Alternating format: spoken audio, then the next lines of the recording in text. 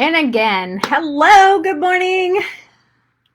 I am having so many tech issues as usual. Like it's something that I'm going to conquer one of these days. Good morning. I'm Jen Raymond and I am the host of this group. Some of you may know me. I would hope you know me at least. You've seen my face around. Anyways, I if anybody has any advice on getting Zoom to stream to Facebook Live and the permissions around that, because obviously I am the admin of this group, so I should have permissions, I would think. But I'm going to have to research this a little bit more because this has happened more than once. Anyways, what I'm doing is going live in here and also recording by Zoom, so hopefully it does not mess with the bandwidth too much.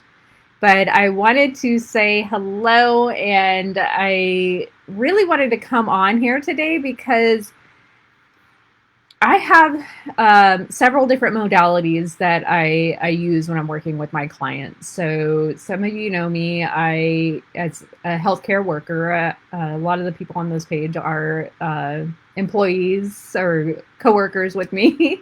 And you know me as a healthcare worker. I've been in the healthcare industry for about 8 years now. And also jumped into this crazy world of the subconscious mind. So exploring hypnosis, breath work, EFT tapping. And that's what we're going to go through today. It's actually a little technique that you can use both with cravings and emotional eating. And I thought it would be kind of a good thing to hop on and do, especially right before the Super Bowl, when it's one of those days where a lot of people are eating a lot of junk. So I'm talking wings and pizza and sweets and all of the things that you can think of, the dips and chips. So before we got into this, or if you saw my email, you might have saw the email or the post. I want you to bring a food with you that is something that you crave, something that you otherwise can't keep in the house, or anytime that you come across it, you have to eat it. And if you have that in your food in your house right now, I want you to go and grab that real quick, because we're going to do this technique together. Again, the technique is only about 10 minutes, and this should actually cause you to be able to, by the end of this, walk past that thing without feeling that pull, or eat the thing without feeling like you have to overeat it.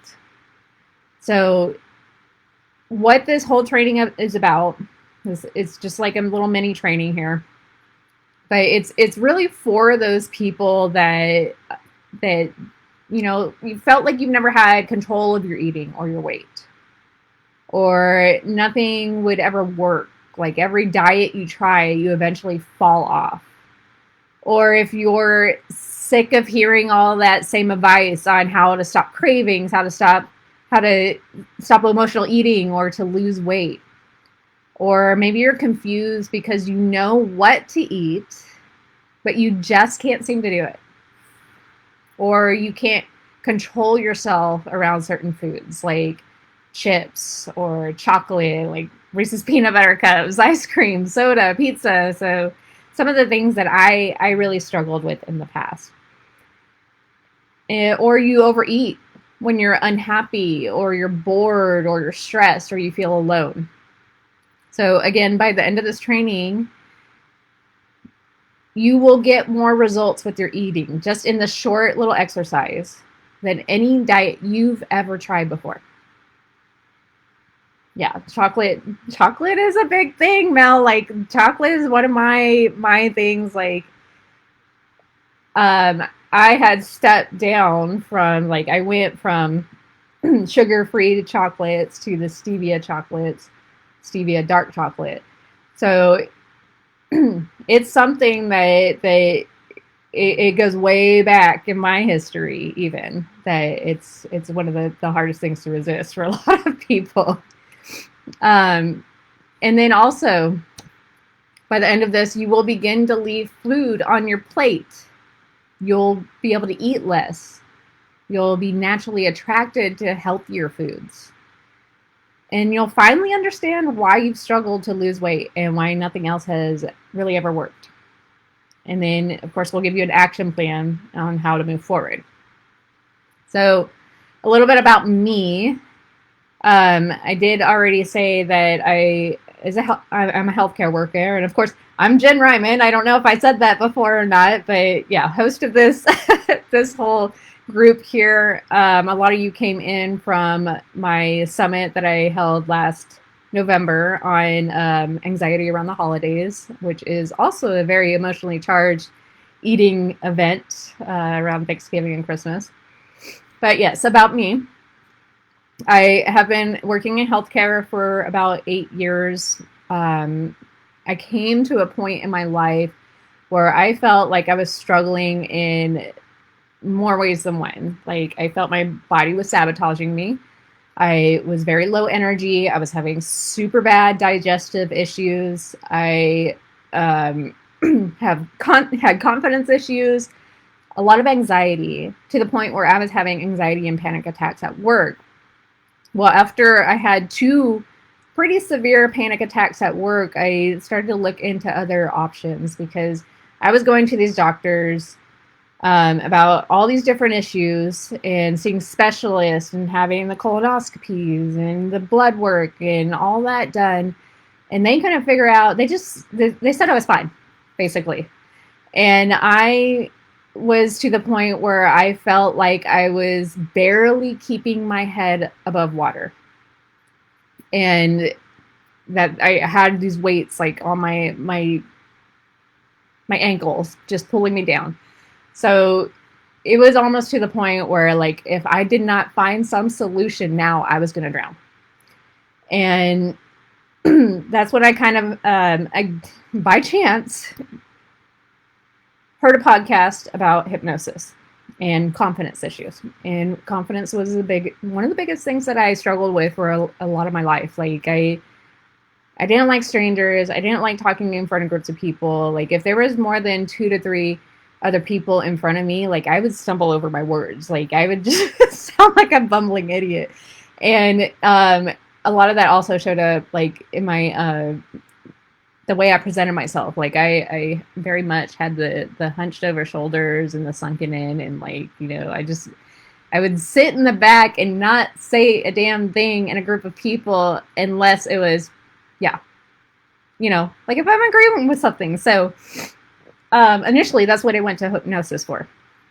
And after I was going through hypnosis, I decided to go on and get my certification for hypnosis. I loved the results I was bringing to people, but I was also still having issues with anxiety. And so that caused me to dive a little bit deeper into some other things. Anxiety was the biggest thing that I was able to overcome with breath work. So breath work, I like it because when I'm delivering it to my clients, hypnosis and breath work is a little bit different, because hypnosis, it's a lot like meditation, but it's so easy for your brain to just like wander off and like go out of left field. Kind of like with meditation, you think that you're doing it wrong if you have thoughts. However, it is okay to still have thoughts. So then people get into this loop of, oh my God, I'm doing it wrong. What am I doing? And yeah, and then, you know, they can't go as deep. So with breath work, what I like about it is you're so focused on the actual breathing and the breath that you go into trance a lot easier. So what I did with my business is I took both the breath work and the hypnosis aspect and I melded them together. And now, of course, I am diving into other modalities. EFT tapping is one of them. So I don't know if anybody here has ever done tapping. And just to kind of give you a little bit of an idea where it came from, EFT tapping, or EFT, stands for Emotional Freedom Technique. It was discovered in the 90s by acupuncturist. His name was Gary Craig. And basically, he he had this client that he was having the struggle with. She couldn't get in water, and like even if she was in a bathtub with like 10 inches of water, she would freak out. So he was trying to use some other techniques to try to get her over, similar to hypnosis, trying to get her over her fear of water.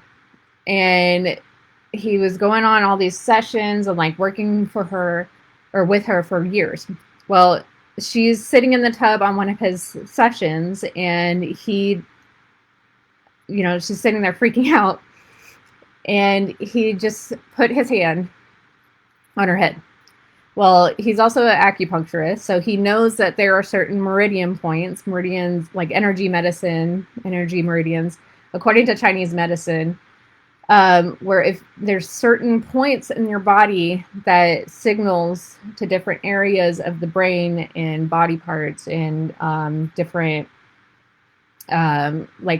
emotions or things that come up with certain things. So he started touching these points, and all of a sudden she got up, ran out to his, because he was doing this in his house, ran out to his backyard where he had a pool, jumped in the pool, and was splashing around saying, I'm not afraid of water anymore. I'm not afraid of water anymore. So that's where it came from. And so he kind of developed this whole thing with certain acupressure points, and combining it with cognitive behavioral therapy, CBT. And this combined together, it heals a lot of it just kind of blends the mind and the body together, all these psychological points together. So this can be sometimes called, because of that, a psychological acupressure. And this is, it's recognized by the scientific community. Like, it's been studied by Harvard. They recognize it as something that is effective. So to think about all of this, your subconscious mind is the biggest driving factor of all of the things that you do in life. So I don't know if anybody's seen the iceberg picture, but essentially the top of the iceberg, the part that you see that's hanging out of the water, that is 5% of your habits and the ways that you live life and the things that you do. That is your conscious mind. Now, everything underneath the water, so 95% of the iceberg, is your subconscious mind. And that is all of your beliefs, your values, your identity, and your habits. All of these like subconscious mind things are typically programmed around the ages from 0 to 7. So when you have things that are popping up for you that you have no idea where they came from, like just as an example, if you have somebody that walks into a store that smells a certain way, like they have a certain perfume or something, and they walk by you and you get this sudden hit of like you don't like them, you don't want to be around them. You could be relating that to, say, maybe your grandmother was like super mean to you and authoritative, or like maybe there was some trauma around that, and your grandma wore the same kind of scent. So you have this hair trigger where all of a sudden you're like, I don't like this person, I don't want to be around them, but you don't know where it comes from. Well, that's all because of something that is hidden in your subconscious mind. And like I said, typically something that has triggered you or planted itself in your mind from your younger years when you were a kid. So the subconscious has a lot to do with it. It's basically, it drives 95% of our actions, our habits. It's essentially like a 7 or younger, 7-year-old driving the helm of the ship. So when you get triggered by things, it's usually because something was not met when you were younger. Some need was not met. Now,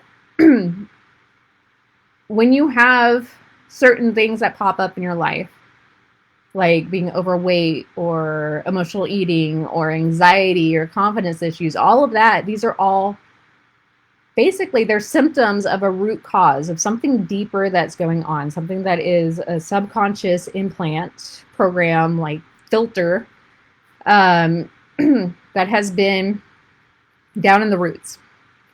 So if you think of it like a tree, so all of the symptoms, so these are all the things that are showing up in our life. Those are the branches and the leaves and all that. So when you start to work on your diet or emotional eating or all of these other things, it's not working on those leaves. It's not working on those symptoms. It's actually working on something that's way deeper going on. So down into the trunk or the roots of the tree. And again, the roots are the root causes. So it could be something like self-doubt or self-worth,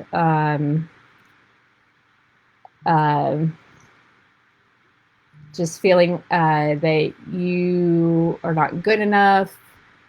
I'm running out of ideas. But yeah, it's all those root causes of things that are very core to the issue. And once you start to work on things like diet and emotional eating with tapping or with other modalities such as the breathwork or the hypnosis, then you get down to those root issues. And once you heal those, then it actually heals a lot of other things, because again, the diet and the emotional eating and the being overweight, that is just a symptom of a root cause. So if you heal the root causes, it can flood over into your job. Like there's people that I've worked with that either entrepreneurs were able to accelerate or kind of get into their next level of success, or they get a promotion at work if they're working for somebody else, start to make more money. They attract abundance in their life. Their relationships are affected. So they're able to really talk to their partners a lot easier or understand them a lot easier, or the triggers, like they disappear, so they're not as triggered by something that the other person is saying. So again, it's all of these areas of life that if you fix these root causes, or you reframe them, or rewire them, then it bleeds into a lot of things. It's kind of a ripple effect.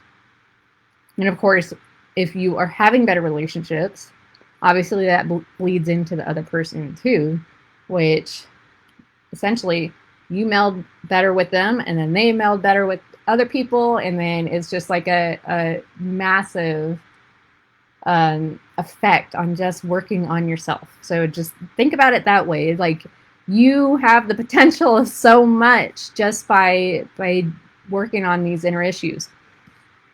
And to go over just some of the subconscious weight loss blockers in general. It's like, why can I not lose weight? Or why is this always so hard for me? Or why do I always fall off the wagon?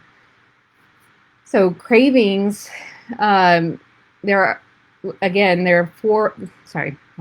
seven subconscious weight loss blockers.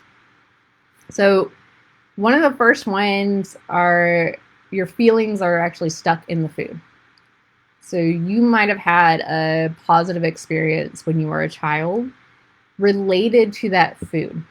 Say your grandma, I keep going back to grandma. So let's say grandma's nice in this scenario, but grandma used to always come over with chocolate chip cookies, and that's how she showed her love to you. So you have this positive feeling of when grandma comes over and shares her cookies that you're going to get that love. And then you take that into your adult life, and when you're an adult, anytime that you're feeling down or you're feeling like you need a little love, little epinephrine, whatever. Uh, you feel a little boost, like you need one, you go and reach for the cookies.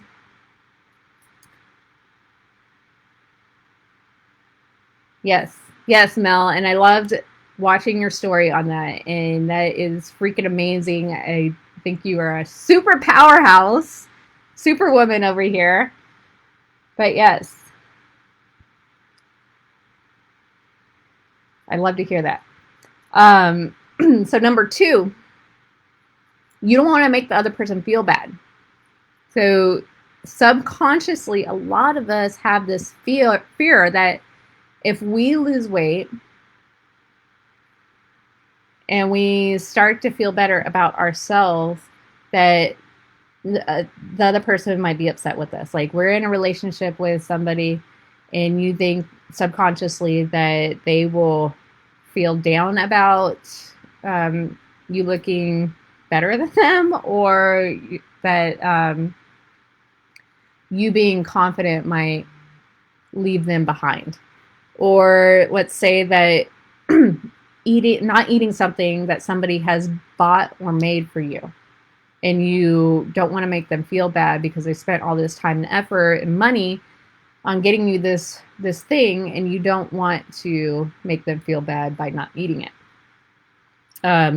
Number three, what happened in the past.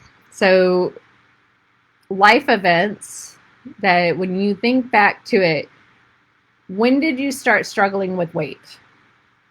Was it after something bad happened? Like if so a lot of people have like 3 or 4 or 5 instances where you were doing really good, and then all of a sudden, like you just couldn't control yourself.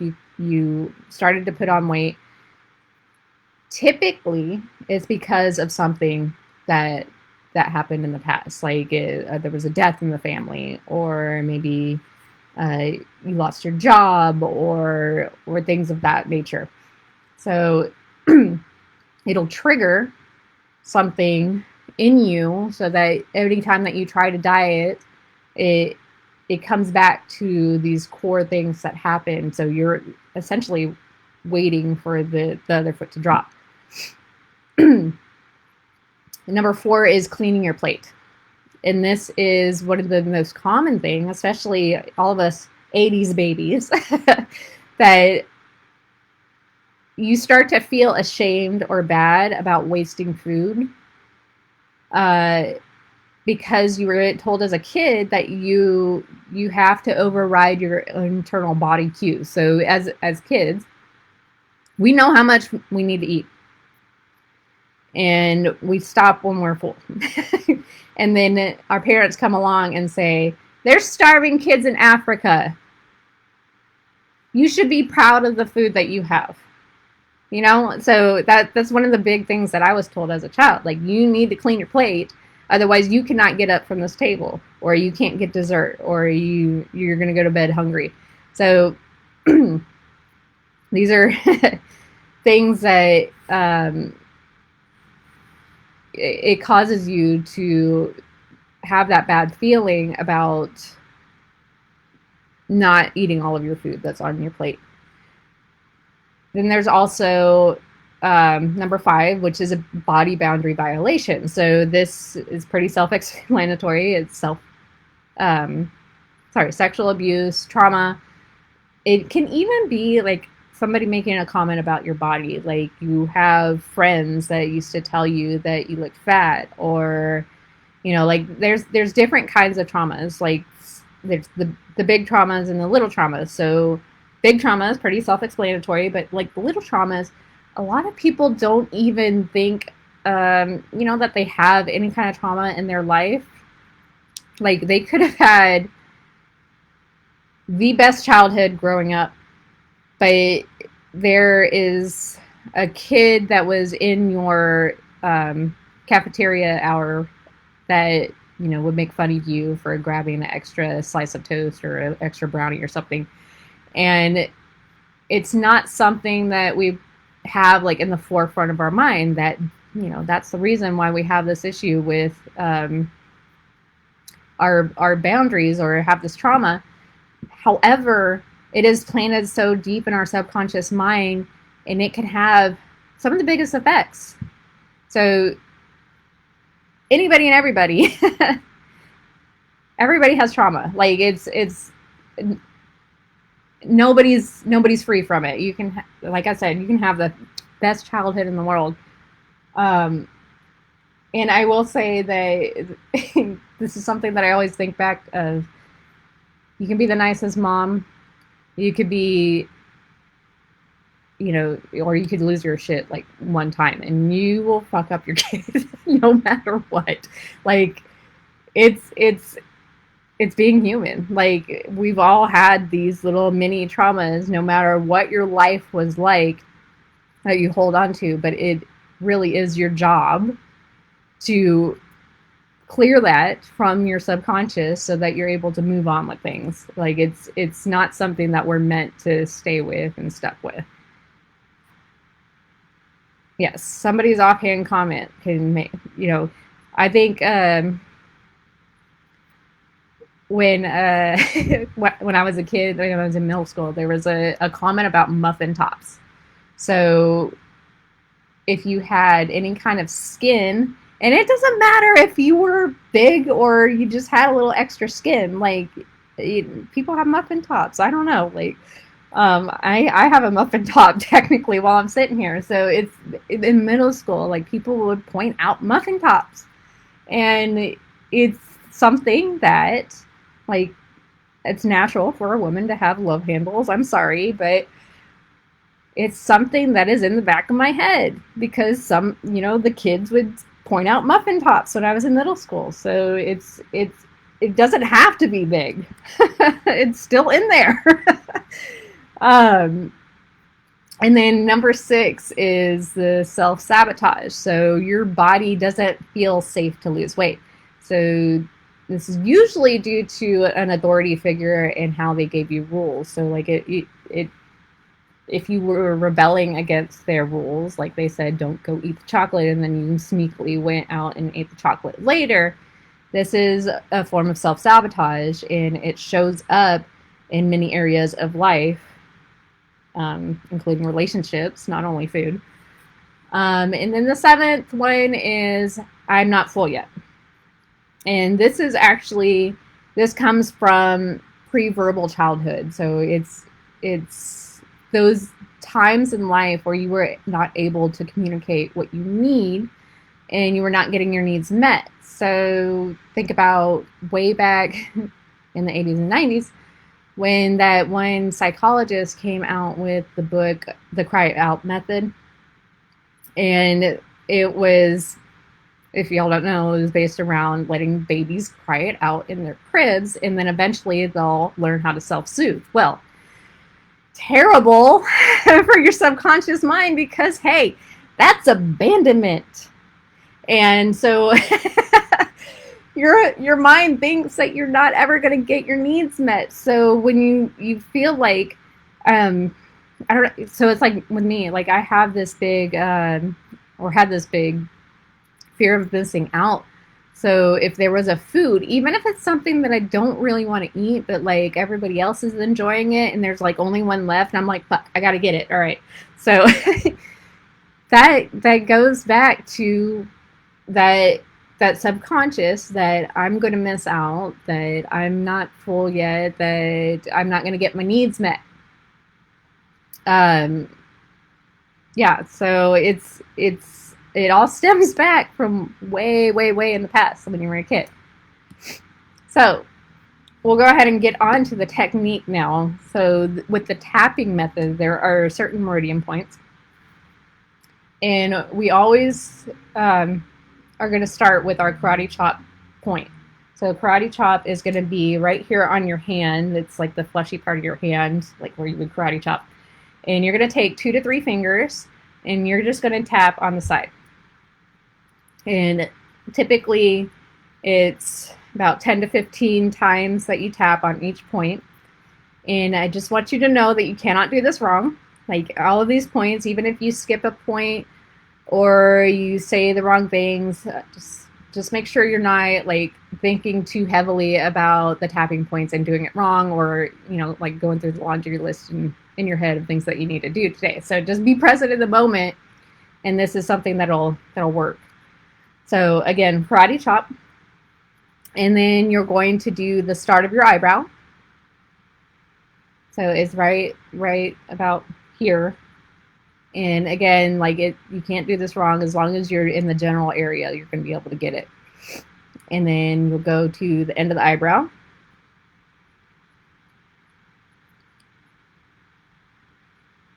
Then you'll do under the eye.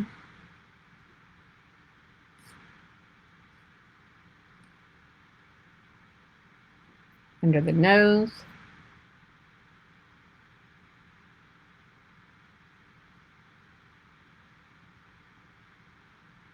Under the chin. So it's like where that little crease is under your lip. So not under the chin, under the lip. And then your collarbone. So it's basically where your collarbone meets your sternum. So you have these two bumps right here, and you're just going to go down below your collarbone and a little bit midline.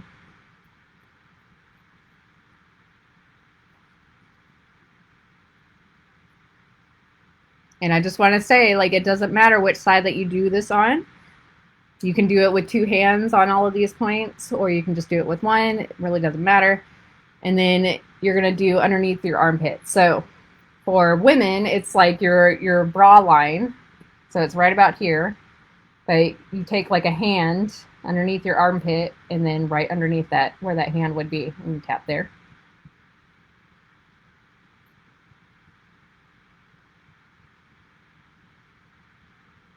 And then top of the head.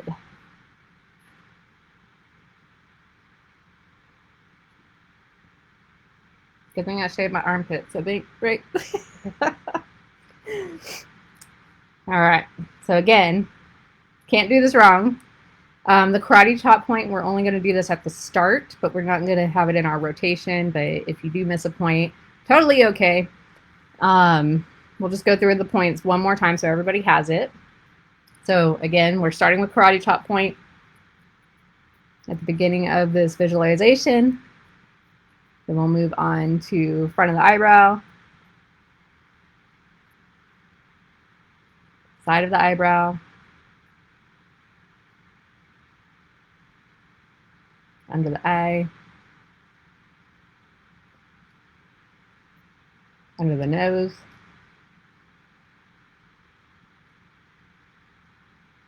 on the chin,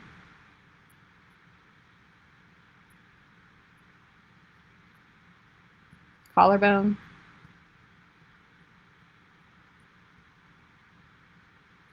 and you can skip hands or change hands if you need to, under the armpit, and then top of the head. And you're just going to keep cycling through all of these points as we're talking through this, okay? So hopefully you all grabbed a food. Again, if you have not grabbed a food that is something that you like super crave, you can never leave it whenever it's in front of you. It's essentially something that you're not allowed to keep in the house because you will eat all of it. Like, I want something that you got a big pool on. If there is not something in your house, if you are one of these people that just don't have it in your house because you know yourself, and you don't have it in your house at this moment, just really visualize into it as if it's right in front of you. So if you have your food, so you're going to go ahead and grab it, and I want you to look at it and also just think about some of the things that you were told as a child about food, or things that you were told to make you eat more than you need. Like, again, for me, it was there's starving kids in Africa, that you need to clean your plates before you leave the table, that you can't waste food. So if you are here live with me, just give me some of those things that you were told as a child.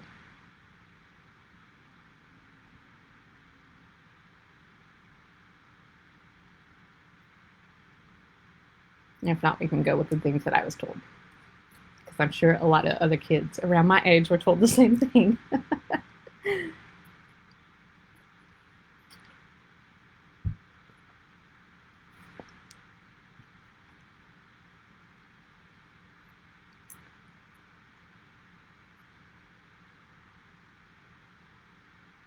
All right. And if you have that food in front of you, I want you to really look at the food and think about how much you want that food, like your level of desire from 0 to 10. And you're just going to notate what that number is. So for me, mine was chocolate chip cookies. It was like one of my main things that I had to have anytime it was in front of me. So if I were to think about how much I wanted to eat a chocolate chip cookie in the past, it would probably be about a 10 or 11. All right, so we're going to go ahead and get started on the tapping method. So we're going to tap on all of the negative thoughts, all the negative things that we were told as children. So we start with our karate point, karate chop point. And I don't want to waste food.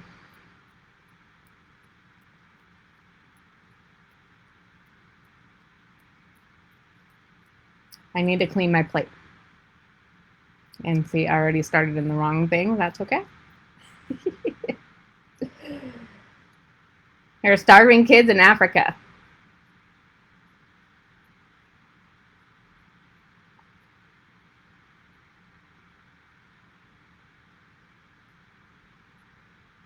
I can't leave the table until I clean my plate.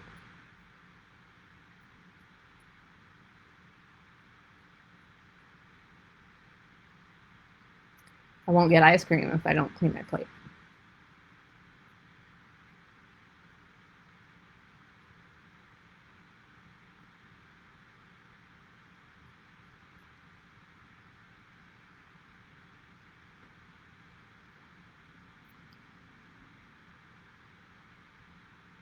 If I don't clean my plate, I'll go to bed hungry.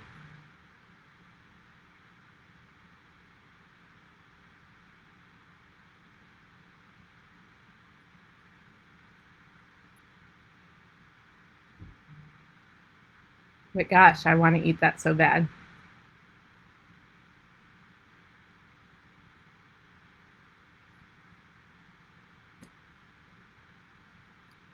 I feel so much guilt for not cleaning my plate.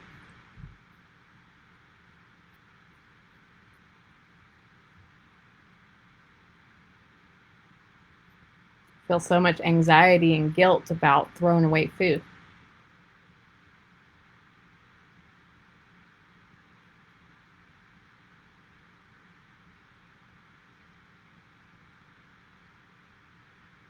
There are starving kids in Africa.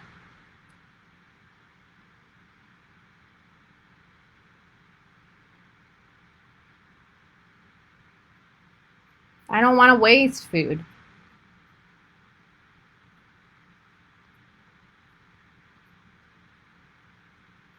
I was always told you had to clean your plate.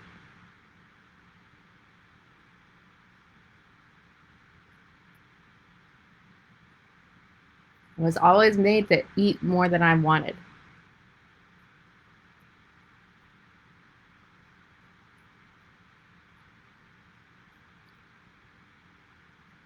I was always told to overeat and feel full. Too full.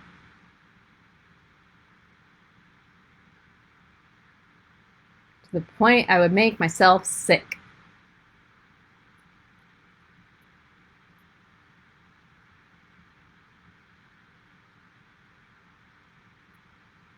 I feel guilty for not cleaning my plate.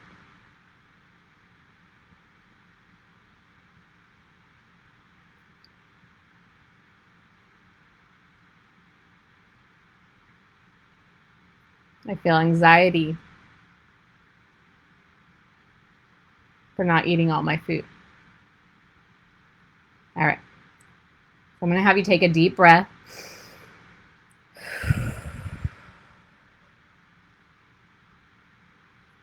And what I want you to do is you're going to take the food that you have in front of you and go throw it away.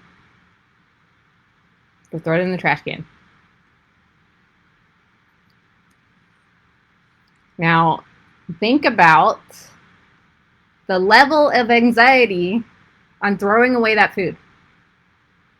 Like what, on a 0 to 10 scale, what number are you at with thinking about throwing away that food right now?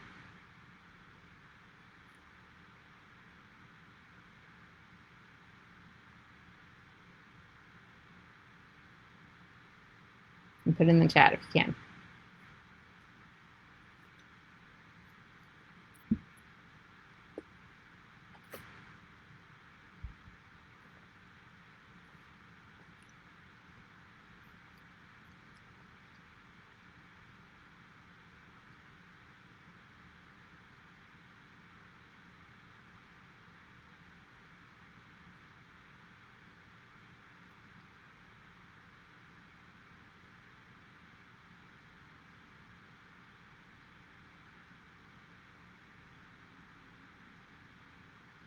And it's okay if it's still a big number, because it should be. I mean, we only just started.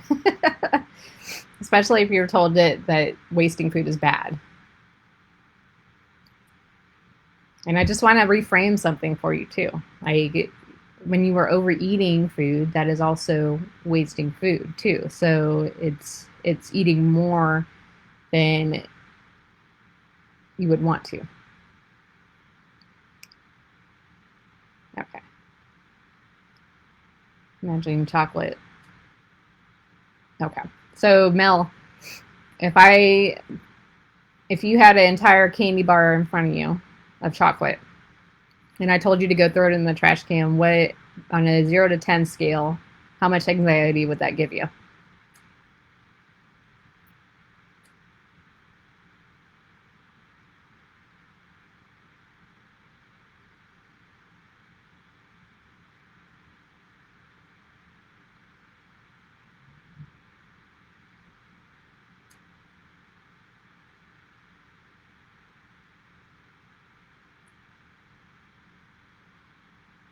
All right.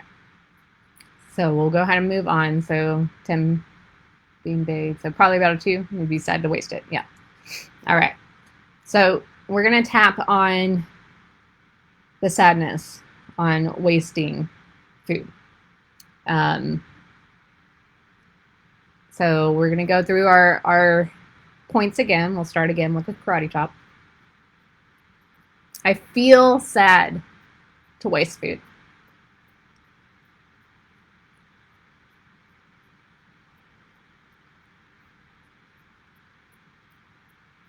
Somebody else could have eaten that food.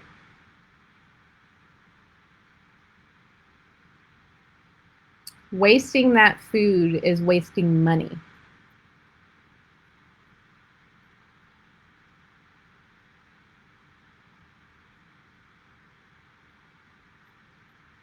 I feel so bad wasting this food. I don't want to throw it in the trash.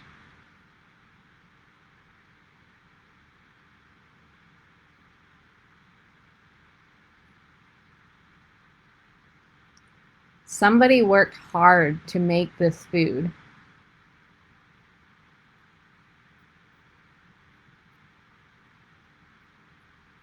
They spent time and money making this food, this chocolate.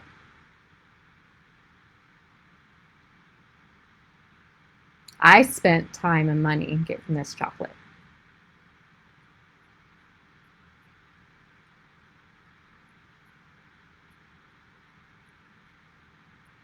Chocolate is my favorite.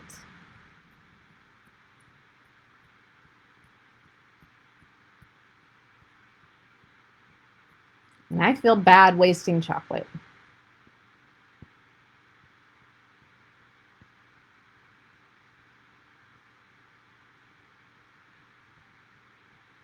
It makes me sad to even think about throwing away this chocolate.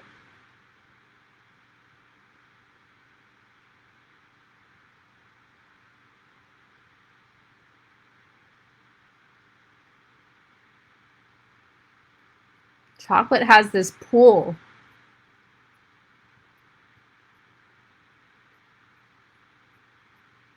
I can't stand to see it in the trash.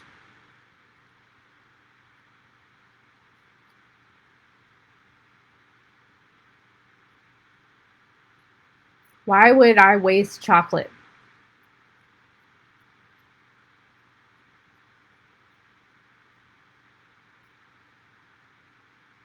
To take that experience away from someone else if I'm not going to eat it.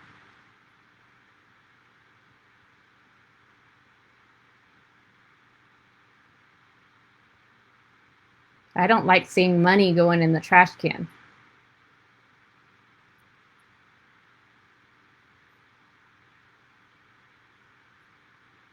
It's such a waste.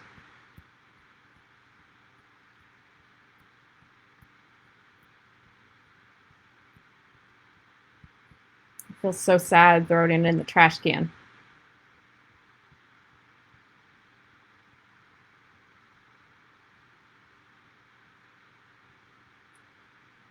I don't like wasting food.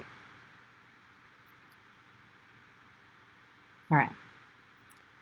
So now what I want you to do is I want you to close your eyes. And I want you to think of who you ate that food with as a child. And this should be a good feeling, somebody that you enjoyed sharing this food with. So maybe it's, mom or dad or brother or sister or aunt, uncle, grandparents. So somebody that you had that nice feeling of eating chocolate with. But if you don't have anybody, it could be just thinking about somebody that you enjoy their company. Yeah, your nanny used to bring it back from Belgium. Yeah. So just think about your nanny. And if you don't have a person that you have a positive experience with, just think about being in the presence of somebody that you really like. Like it could even be a dog or it could be a tree, like just something that you enjoy having in your presence, and just really think about sharing that good feeling of eating that chocolate, in this case, eating that chocolate with someone else. And just take a few deep breaths. And feel that good feeling of sharing that food with that person. Just tasting the food in your head, how good it tastes. And that warm feeling of just being in their presence. And then take a deep breath.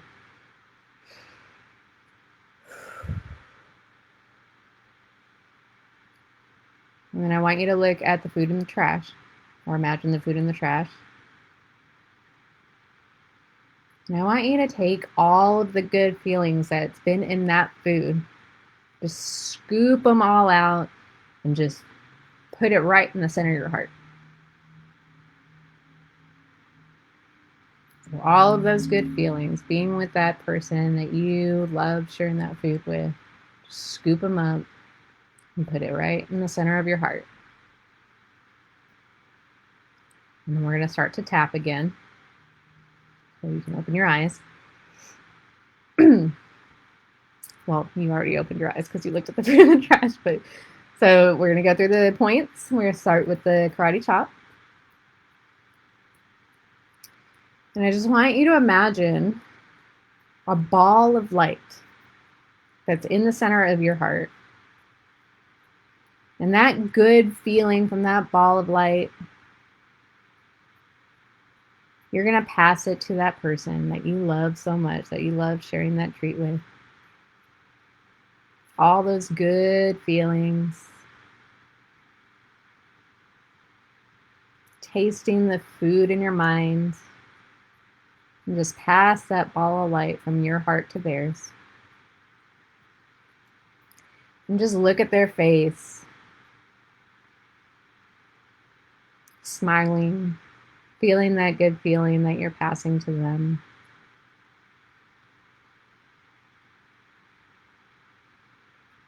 And just imagine that they pass the ball of light, that good feeling, right back to you, right back to your heart.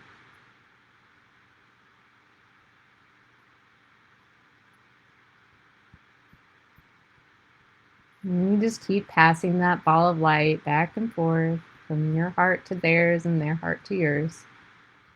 You have a huge smile on your face and feeling all those good feelings. Feeling how good that food tastes.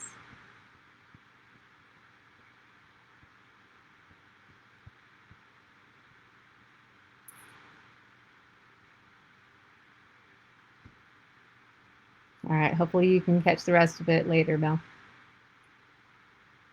Thanks for popping on. All right, and just feeling those feelings, that ball of light going back and forth, from your heart to theirs and their heart to yours. And that good feeling of that food, chocolate, whatever that food is for you, just going back and forth, back and forth. Just feeling that love of being in their presence. And I want you to hug that person.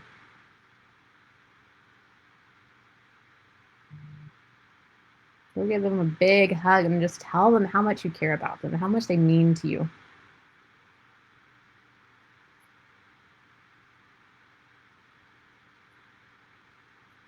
Say things like, I love how I had this experience with you as a child.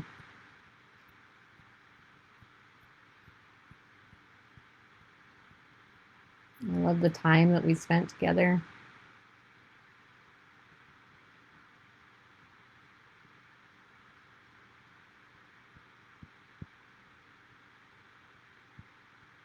I love you so much.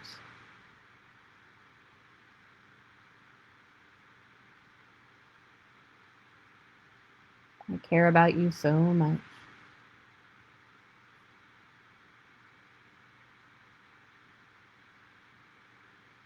I love seeing you smile.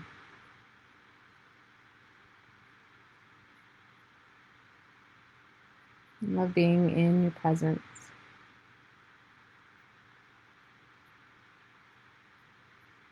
I love spending time with you.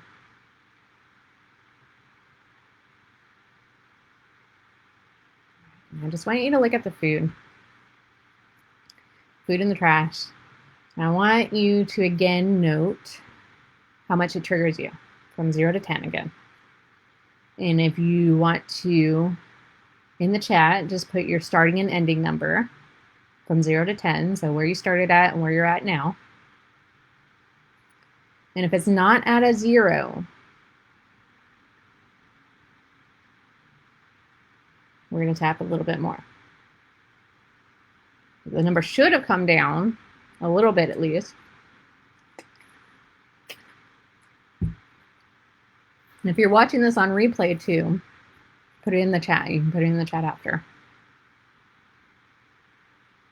I always like seeing what people's numbers were at.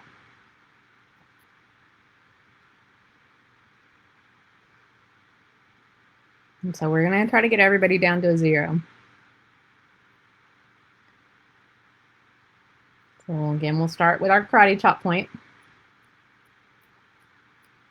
I don't want to throw away this food.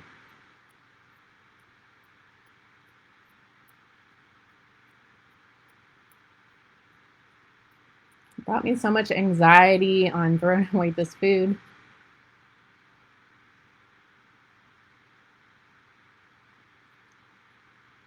I feel sad throwing away this food.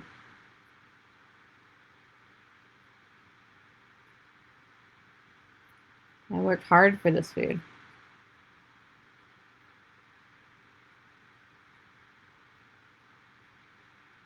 Me throwing away this food takes it away from somebody else.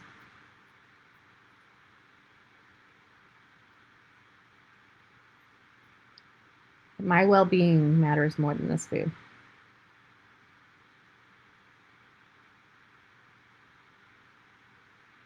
I'm willing to sacrifice this food to heal myself.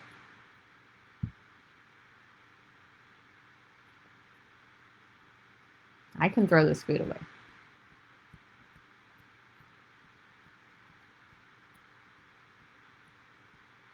I'm choosing to listen to my body.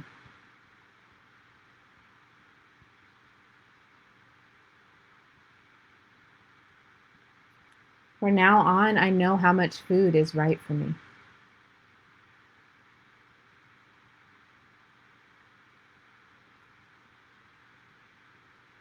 I can throw away food.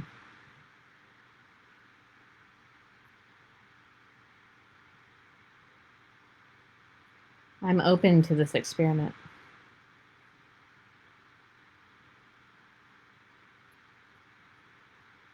I'm making decisions as the adult I am now.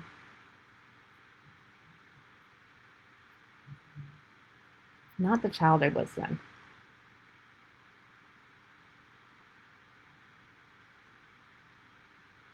I can find positive ways to nurture myself.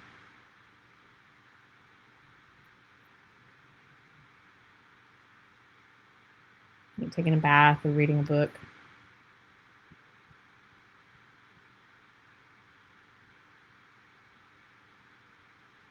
This is how I show my inner child love.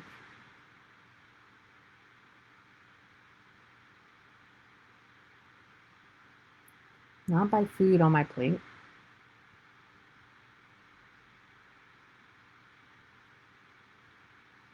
It's becoming easier and easier to listen to my body now.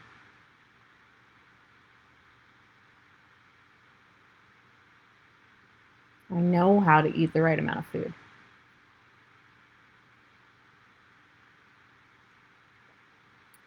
It's becoming easier and easier to eat less.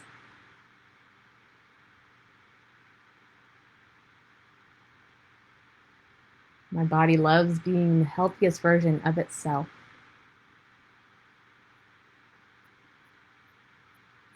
And we're on our way right now. All right. Take another deep breath.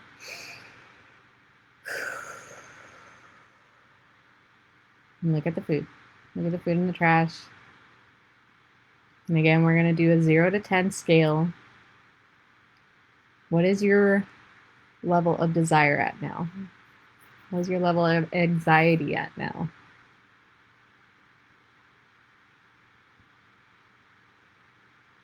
So again, if you are watching this on replay, go ahead and put it in the chat of what your starting number was and what number you're at now. Hopefully we got you down to a 0, but if not, you can definitely go through this whole experience again. We started about 30 minutes in, so you can always rewind and go back through it. And of course, this is just for there's different types of tapping that we'll do and for different things. So that's something that is part of my breathwork subscription. So I do call it a breathwork subscription, but it's a monthly subscription. You get different kinds of classes like this. So we go through breathwork journeys based around different things that people want to work on. We have little mini hypnosis sessions that are group sessions, and then we also will do the tapping. A lot of them are going to be food focused.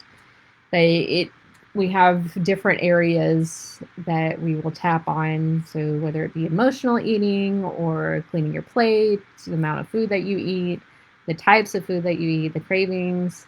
So it all has a different technique, and this is just a one technique on overeating. So again, breathwork subscription, if you wanted to jump in on that, I do have that going on for $60 a month. And of course, you get all of these things that you can take yourself through at your leisure, and also get recordings to go back and listen to as well.